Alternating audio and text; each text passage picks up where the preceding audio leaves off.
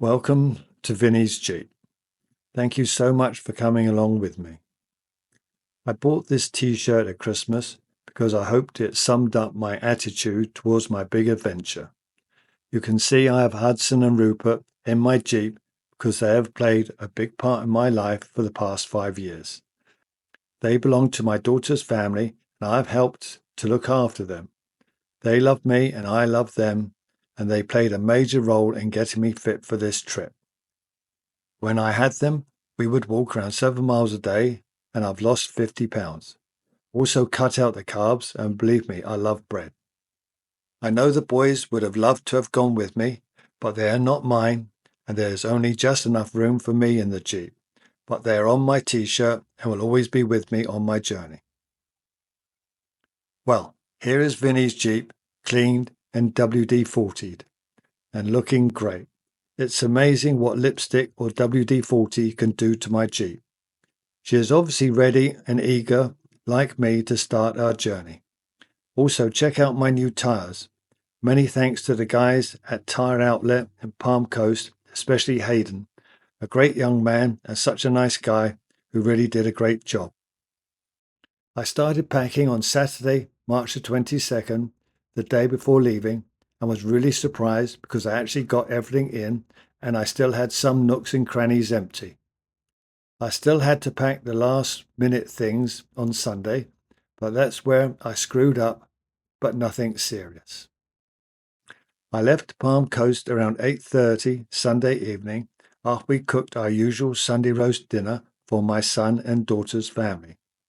It seemed the best time to say goodbye. We do this every Sunday, and it's lovely to sit around the family dinner table and have a good chat and to see the grandkids. The only trouble was, I really wanted to get on the road after my 3-month planning, and there I was cooking dinner and then washing it up. So, as it was, I left in a hurry and managed to leave 3 things behind with different importance. Most importantly, my pillow. It's amazing how a pillow can be so important to a good night's sleep. So I've been using a blanket folded up and it's been working quite well. But my wife is bringing my pillow with her to San Antonio. Second is my walking stick. I made it from a branch off the oldest live oak in Palm Coast, which holds our house to the ground when hurricanes blow through. I wanted to take a bit of Palm Coast with me.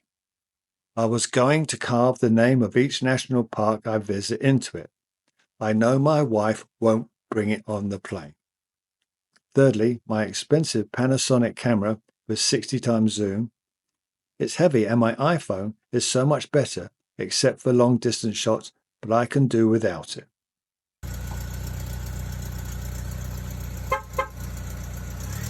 Are you recording? Is he gonna drive with the light on the whole way? You better turn on his light. Tell him to, there he goes. Bon voyage, old man. Flying? This is his farewell. And yeah. Au revoir. Safe trip. See you sometime. Be safe. Here is a picture of my speedometer just before I left. 130,047 miles, which I'm going to round up to 50 for miles driven. Don't worry about the check engine light. Paolo is constantly clearing it. The Jeep gets a vacuum in the gas tank, which puts the light on, but isn't causing a problem, or so I hope. Here you can listen to my first night report, which wasn't the whole truth. Morning. My first night, and went very well. I just cleaned my teeth, and I was only here 30 minutes, and a policeman came by, so he said if everything was going all right, and I said yeah. I said, is it okay to stay here? He said, well, it's all right by me. So I had a good night. It started raining about 6 this morning, and so I'm just cleaning my teeth and I'm just about to hit the road again. Well, this is me signing off. I'm about north of Destin, near I-10. I did about 300 miles and it went good. Jeep went great and I feel good. I actually had my first night and the memory foam worked out really well.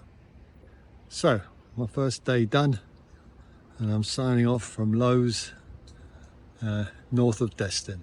Thanks very much. Talk to you later. Bye. Here is the truth. My first night's drive went well, and around 2 a.m. I found a floodlit empty Lowe's parking lot just off I-10, 340 miles from Palm Coast. I just got everything sorted out so I could sleep, and I was standing by my Jeep in my pearly white long johns and black sweatshirt, not a pretty sight. Photo by request. Then a police car drove up, and a policeman lowered his window and asked if I was okay. And I said, yes, I was driving to California, and this was my very first night on the road. As you can see, I panicked. I then said, was it okay to stay here tonight? Expecting, get the hell out of here, he said, it was fine with him. Have a good evening. What a nice guy. I was so sure he was going to move me on. I actually slept quite well. Rain did wake me around 6, and then cars were coming into the parking lot, so I got up at 7 and left. It then rained for the next 7 hours and was the worst part of the trip so far. Decided that morning if I was going to be driving past New Orleans, then I had to visit it because I've never been there and couldn't miss the opportunity. I had told myself before the trip there were 2 things I didn't want to do, and one was drive on the interstates during the day because they are busy and I prefer to drive interstates at night on long journeys. And second was not to drive on interstates when raining. And on day 1 I broke both rules. But I was determined to have dinner Monday evening in New Orleans, and I did. The sun came out as I was driving in, and it actually got hot. I had my first wash and scrub up at a rest area on I-10. Cleaning my teeth was wonderful, and I had a shave in hot water. New Orleans was everything I was hoping it would be, and it didn't disappoint. Driving in and seeing it for the first time gave me such a buzz. I paid too much for parking, $25, but it was secure in a multi-story. I went down to the Mississippi and saw the Natchez Riverboat and had oysters at Crescent City Brew House, which I think were the best I've ever had, and I've had plenty before now. But these were big and meaty and were very sweet, not very salty, and Isaac was a great shucker. I was sitting next to a nice couple. Isaac asked me where I was from, hearing my British accent, and I said Brighton, England. He said I sounded Australian, and I said that's because I've lived in America for 40 years and the edges have been knocked off. I then said that it wasn't a compliment because we sent all our criminals to Australia, and then I asked the 2 nice people next to me where they were from, and they said Australia. Go figure. I then said all the Australians I'd ever met were great and I loved their lifestyle. This couple were from south of Sydney. I also had crawfish etouffee for dinner, which was delicious, and a pilsner to drink. I then walked around New Orleans, soaking up the atmosphere. There was a great young band entertaining the crowd with a lovely dog, which I so wanted to pet. I do love dogs, and my daily quest on my trip is to pet a dog.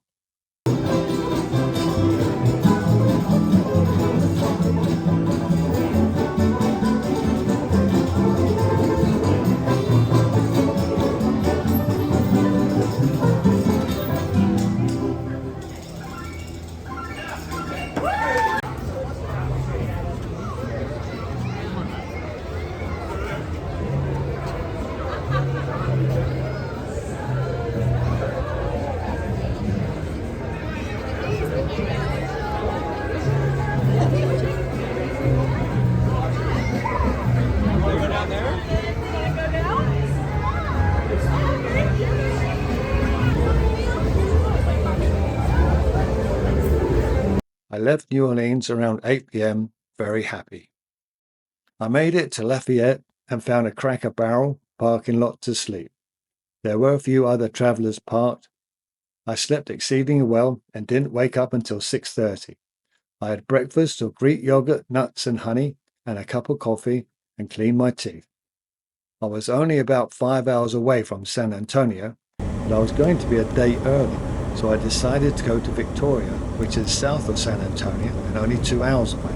The drive Tuesday morning to Victoria through Houston was hot, with no clouds and the sun shone all day. I decided on the drive that my solar battery was getting too hot, and perhaps under the deck it wasn't getting enough air. Up till now, the heat hadn't been a problem. When I stopped for gas, I changed the location to on top of the deck, which worked fine, but obviously it has to go underneath when I sleep. The drive through Houston was an experience. The traffic was okay going in,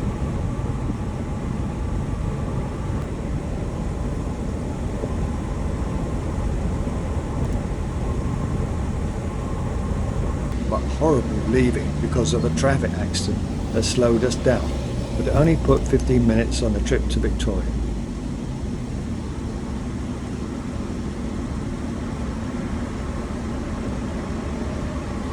Look at the traffic now. Where did all the vehicles go? 3 empty lanes and hardly a vehicle to Victoria. The road ran alongside this railroad track for a few miles. These trains are so long, I lost count how many flatbeds there were, and each one was carrying 2 containers. I did stop at a Love's for gas and a pee, and they are my favourite gas stations now, clean and welcoming. In Victoria, I drove around and found a Best Buy. I had bought a cheap dash cam on Temu. It wouldn't work on a loop, and I couldn't change the second to delete when the SIM card was full. The writing was so small on the screen, and the little buttons didn't operate as they should. I got so angry with it, I decided to buy a better one. I won't be using these videos on my trip, but I really like having it as a safety feature. I know I'm a good, careful driver, but I've already seen a belly full of idiots. This is for my protection. I then went on TripAdvisor to see what was in Victoria, and number 1 was Riverbend Park, which sounded lovely. I was there around 5 p.m. I parked and walked to the River Guadalupe.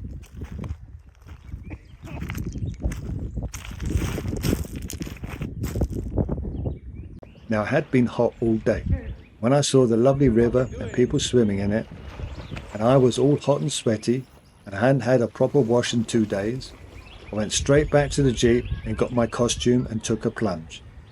Now, it was a bit colder than expected, but it was very invigorating and the current was quite strong. I actually got some exercise swimming against it like in a lap pool. Well, here I am, just about to cook myself bacon and eggs. Just had a swim in the river.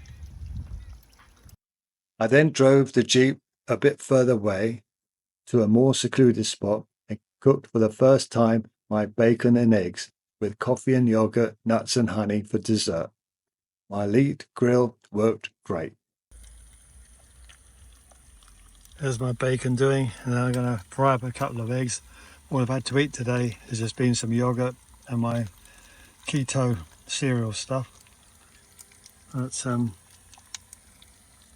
smelling good, and I'm really hungry. I'm really pleased that I had a swim in the river, because now I feel clean. Okay, this is about to eat. Talk to you later. For the first time on my journey, I really appreciated the peace and quiet and serenity of the countryside, and had a lovely meal, which always tastes better outside. This is what I had been craving. This is what my journey is all about, and after 2 days I had found it, and I felt great. I slept that night in a hospital overflow parking lot. I was awoken at 5 a.m. by train sirens. They really are a beautiful sound, but it will wake you if you're not used to them. On Wednesday morning, I went back to Riverbend Park for breakfast and some exercise walking in the park.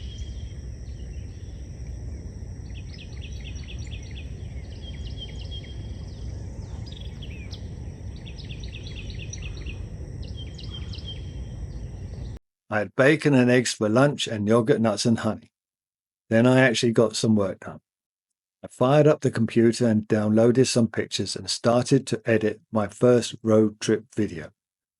Then around 2, I left Victoria to drive to San Antonio and arrived around 4 p.m. I followed this truck for nearly 80 miles. In England, he would be doing 25 miles per hour.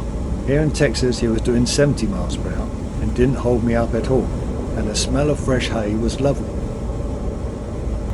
The guy driving this truck obviously doesn't care much about pollution. His truck does 15 miles to a pint of oil.